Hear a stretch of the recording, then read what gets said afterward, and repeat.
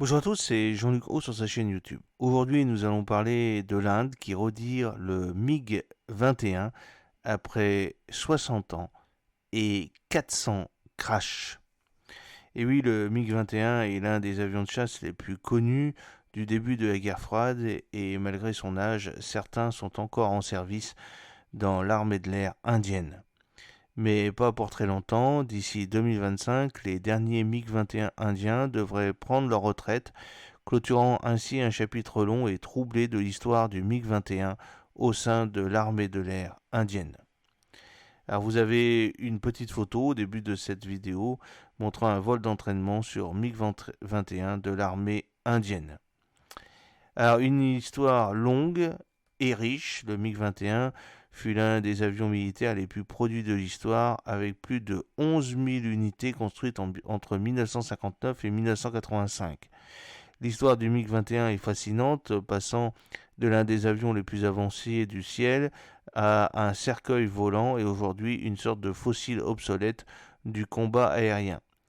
Le premier vol du MiG-21 a eu lieu en 1955, une décennie seulement après la Seconde Guerre mondiale. Il a été introduit dans l'armée de l'air soviétique en 1959. Il a bénéficié d'une longue période de production de 26 ans qui s'est terminée en 1985. Étonnamment, la version sous licence chinoise du MiG-21 appelée le Chinghu J7 a continué sa production jusqu'en 2013. La Corée du Nord est un pays qui exploite à la fois le MiG-31 et le Chinghu J7 chinois, ainsi que des avions encore plus anciens comme le MiG-19, des avions qui ont été produits pour la première fois pendant la guerre de Corée. Le MiG-21 est l'un des plus anciens avions de chasse soviétiques encore en service dans le monde, bien qu'il existe des MiG-17 et des MiG-19 plus anciens encore en vol. Le MiG-21 est entré en service dans l'armée de l'air indienne en 1963. À l'époque, l'avion était un chasseur respectable et constituait l'épine dorsale de la flotte des pays des années 70 jusqu'au milieu des années 2000. Il a particulièrement brillé pendant la guerre indo-pakistanaise de 1971, où ses bombardements précis ont aidé l'Inde à prendre le contrôle des aérodromes et ses attaques aériennes ont vu plusieurs avions abattus. Mais aujourd'hui, le MiG-21 est devenu une relique qui a depuis longtemps été retiré du service dans la plupart des forces aériennes du monde. Il n'a jamais été utilisé par l'armée de l'air russe, ayant été retirée du service alors qu'elle était encore l'armée de l'air soviétique. Cependant, l'armée de l'air indienne continue de faire voler un nombre limité de MiG-21 malgré les efforts déployés pour les remplacer plus tôt. Alors, il y a des problèmes quand même importants. Selon Pékin et selon Péroun, l'un des problèmes est que l'armée de l'air indienne est bien en deçà de ses effectifs autorisés. Elle est censée disposer de 42 escadrilles de chasse, mais elle en compte en réalité 31.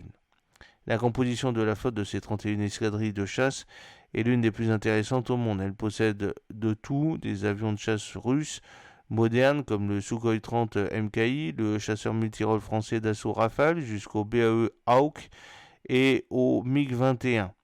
L'écart entre les capacités générationnelles des avions les plus anciens et les plus récents est époustouflant. L'Inde a une tâche ardue, remplacer ses anciennes plateformes comme les MiG-21, tout en essayant de renforcer ses effectifs pour approcher les 42 escadrilles autorisées. L'Inde est un vaste pays dont l'armée de l'air a besoin d'un grand nombre d'avions pour mener à bien sa mission et défendre efficacement son ciel.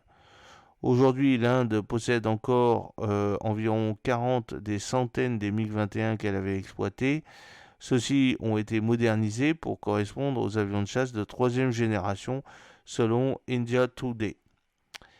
Alors, le MiG-21, c'est aussi un cercueil volant, mais le MiG-21 est bien plus qu'un avion désuet maintenant en service.